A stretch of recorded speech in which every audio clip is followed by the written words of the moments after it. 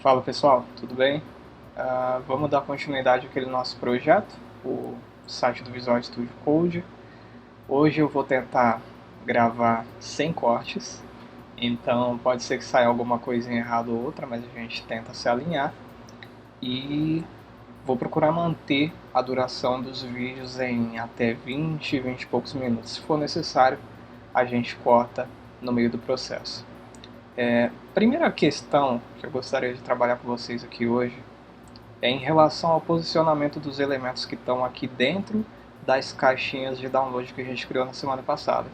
Vocês conseguem perceber que, embora que o Windows e macOS estejam basicamente organizados aqui, a caixinha do Linux ela não pega um posicionamento legal, né? Que seria o que o ideal? A imagem acima do link aqui para clique. A gente consegue fazer essa organização aqui ficar toda centralizada, tanto vertical quanto horizontalmente, sendo que a imagem fica em cima do link de várias formas diferentes. A gente pode usar padding para dar um espaçamento aqui ao redor, a gente pode usar margem para centralizar os elementos, enfim, dá para fazer isso aqui de várias formas.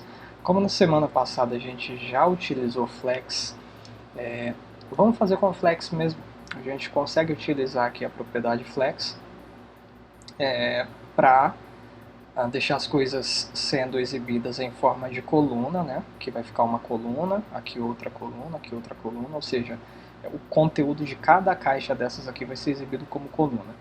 E a gente centraliza esse conteúdo na vertical, que é o eixo principal da coluna, e na horizontal, que é o eixo transversal. E aí vocês vão ver, inclusive, qual que é a grande diferença desses dois eixos mais uma vez, né?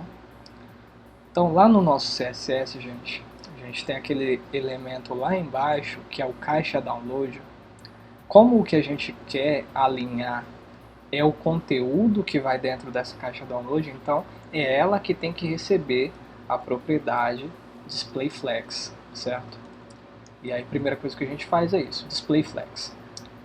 Segundo ponto é que esse conteúdo das caixas ele tem que ser exibido em uma coluna e não em uma única linha, né? É uma coluna, ou seja, um elemento abaixo do outro. Então a gente vai lá no CSS novamente e faz flex direction column para que o conteúdo seja exibido em coluna, ok? Então até aqui tudo bem. Qual o próximo ponto? Centralizar esse conteúdo verticalmente. Vocês podem perceber que aqui está o comportamento padrão, que é os elementos eles serem renderizados de cima para baixo, então eles ficam colados aqui em cima. A gente vai fazer a centralização na vertical. Como a gente está em uma coluna, o alinhamento vertical ele vai ser feito pelo Justify Content Center. E aí lembrando que o Justify Content, qual que é o propósito dele? É alinhar os elementos no eixo principal. O eixo principal de uma coluna é o eixo vertical. Então vocês vão ver que verticalmente eles ficam alinhados aqui, certo? Ao centro. O próximo ponto é alinhar esses elementos, cada item desses aqui, ou seja, a imagem e também o link, alinhar cada item desses aqui na horizontal. E como que a gente vai fazer isso? A gente usa a propriedade Align Items. O que ela faz? Ela alinha os itens no eixo transversal. Então, nosso eixo transversal aqui é o horizontal. Então, esses elementos eles vão ficar alinhados horizontalmente, certo? Aqui a gente já tem uma aparência de que eles estão alinhados horizontalmente, mas na verdade não. Observem o seguinte, ó. Como a gente está usando o displayFlex, essa imagem aqui, ela acabou assumindo esse comportamento de quê? De ficar colada nos cantos do elemento Pi. Ela inclusive aumentou a largura dela. Isso aconteceu com todas as outras imagens. O que a gente vai fazer? Para que o elemento não fique colado nos cantos, a gente vai usar essa propriedade de alinhamento ao centro, certo? Então aqui, Align Items Center, ok? Vocês vão perceber que a gente tem os elementos bonitinhos. O segundo ponto que eu gostaria de ajustar aqui com vocês é em relação ao estilo desses links aqui. A gente está com esse estilo aqui padrãozinho, que é sublinhado com a cor azul. E aí o que a gente pode fazer lá no nosso CSS? Caso vocês estejam pausando o vídeo para observar o código, fiquem atentos ao que a gente modificou aqui. Tá? Para a gente modificar o estilo daqueles links, será que a gente já está chamando o elemento A em algum ponto aqui? Por que o elemento A, né, gente? Porque nossos links eles são elementos do tipo A, são âncoras. O que a gente pode fazer para ajustar esses elementos? Ó, não tem nenhuma chamada para âncoras aqui. Eu vou deixar aqui na linha 30, chamar aqui o A. E a primeira coisa que eu quero fazer deles é tirar aquele sublinhado, certo? Para tirar o sublinhado a gente faz assim, ó, text decoration none. Ou seja, ele não vai ter nenhuma decoração, inclusive o sublinhado ele acaba sendo removido, certo? A gente deixa o text decoration none. E aí outro ponto que seria interessante a gente ajustar aqui também é a cor, né? A cor desse texto. Em vez da gente deixar esse azul tradicional aí para indicar que é um link, vamos usar uma das cores do nosso da nossa paleta, né? Vou utilizar esse azul que está aqui, tá? Esse mesmo azul que a gente usa como plano de fundo do cabeçalho. E aí vocês podem ver, eu vou usar aqui color e aí usar o azul, né? A gente tem aqui uma pequena diferença. Se vocês estiverem, dependendo de como vocês estão vendo esse vídeo, talvez não fique tão perceptível, mas a gente está usando agora o mesmo tom de azul que está aqui em cima. O que a gente começa a tirar daqui, ó, que é interessante já para a gente trabalhar também. A gente tem a mesma cor, o mesmo código de cor, sendo escrito aqui 2 vezes no nosso projeto. Por enquanto só 2. Né? Mas conforme a gente for adicionando mais elementos aqui, talvez a gente queira inserir mais elementos com essa cor azulada, né? Esse que eu estou chamando por enquanto de azul médio. O que vai acontecer? A gente vai ter que repetir esse código de azul aqui algumas vezes. E será que se a gente precisar alterar esse azul para um outro tom, uma outra cor, a gente não vai precisar modificar cada um desses códigos? Sim, né? Vamos acabar tendo que modificar cada um desses códigos. O que a gente pode fazer para minimizar isso, gente? Que é um recurso que não é tão comum, embora já exista há um bom tempo, que é o recurso de variáveis CSS, tá? Como que a gente faz para utilizar uma variável aqui para indicar, ó, eu quero aquela cor azul aqui, eu quero aquela cor azul aqui, né? Já que a gente não tem um nome específico para essa cor. A gente pode ver aqui, eu prefiro fazer isso no início do código, tá? Deixar claro para vocês porque vocês podem perceber, tanto font faces quanto variáveis eu declaro no início para deixar aqui na parte de baixo só o que são os elementos mesmo. E aí os elementos mais básicos, né, da nossa estrutura eu deixo no início, e os elementos que são mais específicos, geralmente chamados por classe ou ID, eu deixo aqui no final.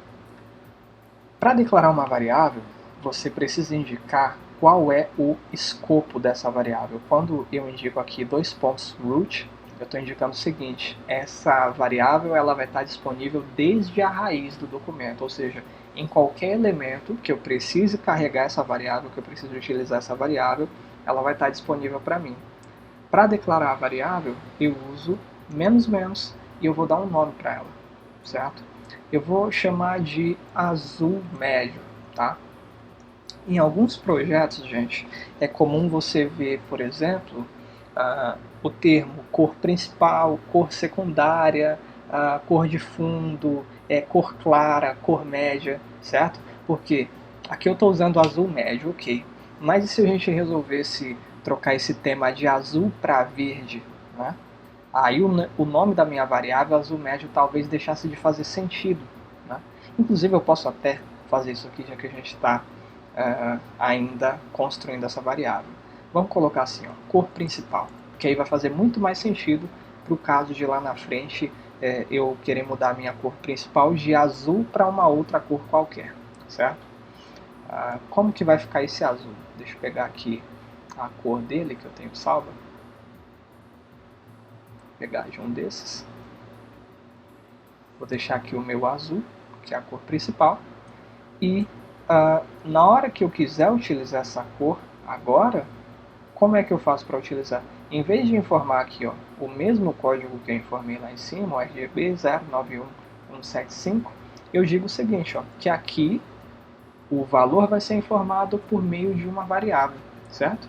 E aí eu coloco da mesma forma do nome da variável que estava lá em cima, var cor principal. Toda vez que eu precisar utilizar essa cor, eu uso da mesma forma, var cor principal. Certo? E aí, funciona? Será que funciona? Está funcionando. Né? A gente substituiu, em vez da gente ter que ficar repetindo toda hora esse código, e, por caso de alguma alteração, a gente agora tem um nome pelo qual a gente pode chamar essa cor. Beleza, até aí tudo bem. Deixa eu organizar as minhas janelas aqui em cima, porque eu estou gravando com 2 monitores, mas beleza. O que a gente pode fazer ainda para valorizar um pouquinho mais esse recurso de cores? Né? A gente pode ter uma cor secundária aqui, por exemplo. Eu não estou trabalhando especificamente com a ideia de cor secundária nesse projeto, então o que eu vou ter? Eu vou ter uma cor principal e eu vou ter alguns tons de cinza, ou de preto, ou de branco que eu quero casar com esse azul.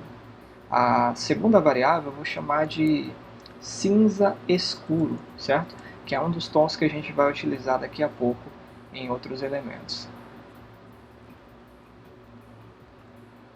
E eu quero utilizar também uma cor que ela é bem próxima do branco, vocês vão perceber, mas não é exatamente branco. Né? Eu vou chamar aqui de branco, porém saibam que é quase branco, não é exatamente. Para ser branco, esses valores eles teriam que ser 255, cada um deles, né? E eu estou usando 230, então vocês podem perceber que é algo próximo. Ó. Ele está aqui próximo do branco. Para ser branco, teria que estar aqui no cantinho esquerdo superior. É quase branco. Então, eu tenho variáveis aqui com as cores que eu quero utilizar. Inclusive, eu posso já... deixa eu ver um lugar onde eu esteja usando. Ó. Eu tenho esse H1 aqui, que eu poderia colocar com aquele nosso tom de branco, mas aí não daria muito certo porque não ia casar com o branco da logo do Visual Studio Code. Então, vamos passar para outra situação aqui. Aqui a gente tem um cinza na caixa de download, no contorno dela. Daria para a gente utilizar aqui no lugar desse gray, o nosso var cinza escuro. Aqui cinza escuro. E aí vocês veem que a gente está usando aquele nosso tom de cinza aqui. Ok? Então, terceiro ponto foi esse, das variáveis. A gente já viu aqui como criar variáveis no CSS e como também utilizar essas variáveis dentro do nosso código. Lembrando que o propósito aqui é sempre diminuir a repetição de código onde for possível e facilitar a nossa manutenção lá na frente. Né? Qual que é o próximo ponto que a gente precisa trabalhar? Vocês vão perceber que a gente precisa de mais alguns elementos aqui embaixo. A gente vai precisar adicionar uma seção aqui com uma captura de tela do VS Code rodando e uma seção para o rodapé.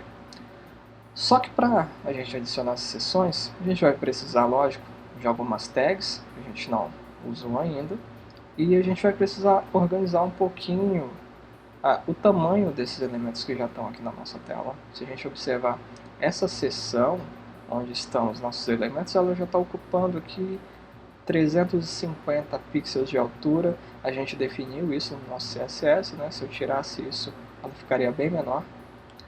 Mas uma coisa que é bem interessante, gente, 350 pixels no CSS, ele tem um efeito aqui que a gente consegue perceber nessa tela, mas quando a gente vai para uma tela um pouco maior, esses 350 pixels eles já não fazem é o mesmo efeito, né, de quando a gente estava na tela do Galaxy S5.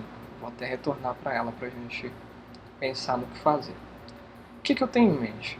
Eu tenho que adicionar uma terceira seção aqui e depois o rodapé. Mas eu gostaria de deixar visível para o meu usuário, sempre que possível, o cabeçalho, certo? A seção principal, onde vai ficar esse conteúdo aqui de download, e a outra parte da seção principal, onde vai ficar esse print screen, né, que é a captura de tela do software rodando. Para vocês entenderem melhor, o que eu vou fazer? Eu vou criar primeiro essa terceira seção, e a gente vai observar como fica a visualização das três juntas, ok? Para criar essa terceira seção, a gente já tem aqui uma section, né, que é a área de download. Eu vou adicionar mais uma. Inclusive é interessante a gente ter um ID aqui, né? Vamos chamar de área download. Já tem algum elemento com esse nome no nosso CSS? Não tem, né? Caixa download só para a classe das caixinhas aqui. Eu vou chamar essa seção de cima de área download e essa seção de baixo vou chamar de área captura tela, que é uma área para a gente exibir a captura de tela do software rodando. Tá? Dentro dessa section que eu vou pôr essa imagem que eu estou falando para vocês, que está lá em Assets, IMG, e ela chama Home Screenshot. Essa imagem aqui, vocês vão encontrar ela aí na pasta do projeto. Texto alternativo é captura de tela do Visual Studio Code.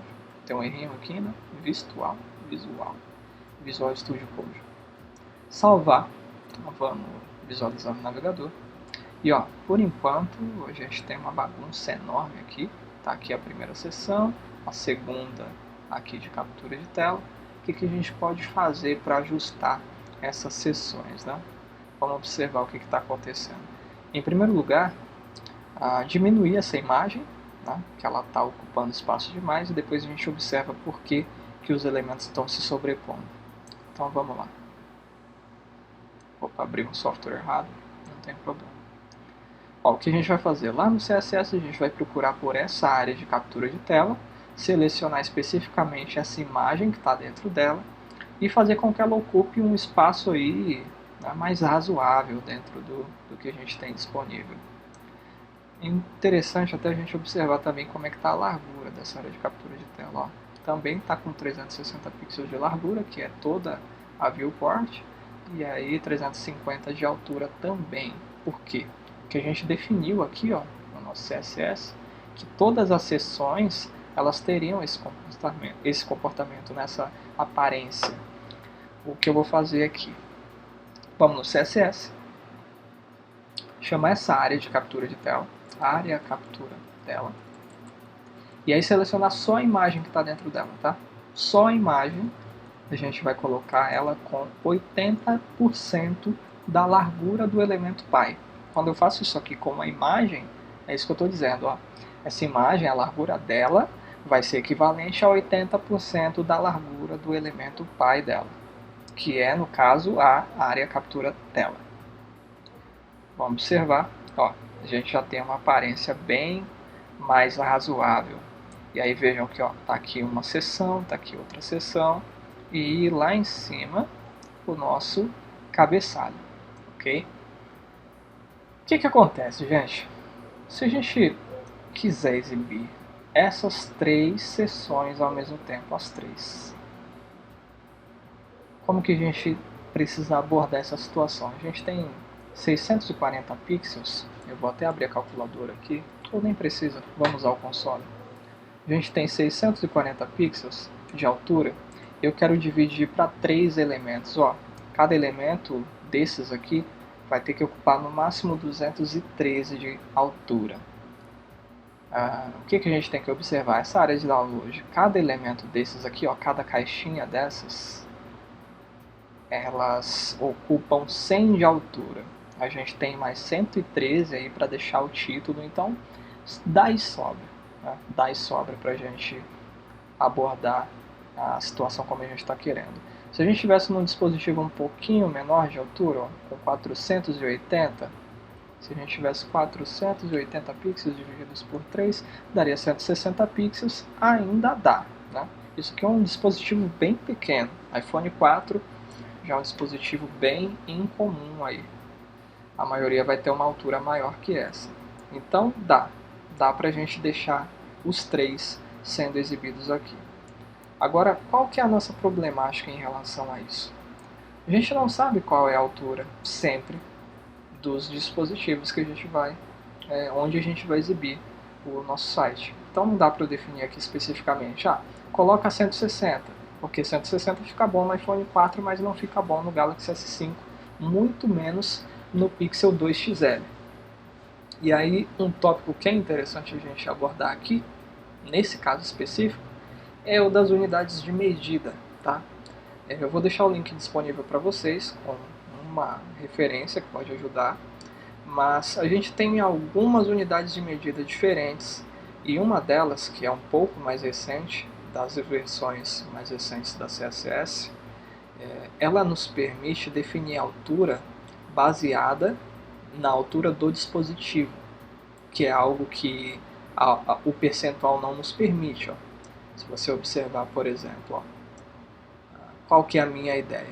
Eu quero que tanto o cabeçalho, tá, o header, quanto as sections, eu tenho duas sections logo abaixo dele, né? Tá aqui o header, e eu tenho uma section, outra section. Eu quero que cada um deles ocupe só 30% da área visível útil, tá? Da altura útil ou altura visível que eu tenho aqui.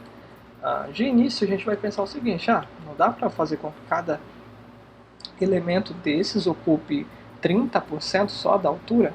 Isso não funciona pelo seguinte, a altura ali, ela não diz respeito à nossa viewport, tá? A altura da página, ela varia de acordo com a quantidade de conteúdo. A altura do elemento pi aqui, né, que no nosso caso é o body, vai variar de acordo com a quantidade de conteúdo. Então, se tem muito conteúdo para rolar, a altura varia, aumenta junto com esse conteúdo aqui. Tá? Só você observar aqui no body, por exemplo, que a altura dele lá embaixo, ela está em 944 pixels. E aí, se tiver menos conteúdo, ela vai diminuir, logicamente. O que a gente vai usar? Em vez de porcentagem aqui, a gente tem uma unidade de medida chamada VH. O que é esse VH? Esse VH ele é o Viewport Height, que é o que? É a altura da viewport, ou seja, a altura da área visível do nosso dispositivo. Então, como a gente está num dispositivo aqui de 640 pixels de altura, o que vão ser 30 VH, gente? 30 VH vai dar 30% dessa altura, tá? O que eu posso fazer aqui? Vou salvar. E aí vejam que, ó, deixa eu atualizar. Tá, tem um pequeno problema, gente. Eu defini que as seções teriam que ter 350 pixels, né? Se eu deixar isso aqui fixo, não vai adiantar, então tem que remover.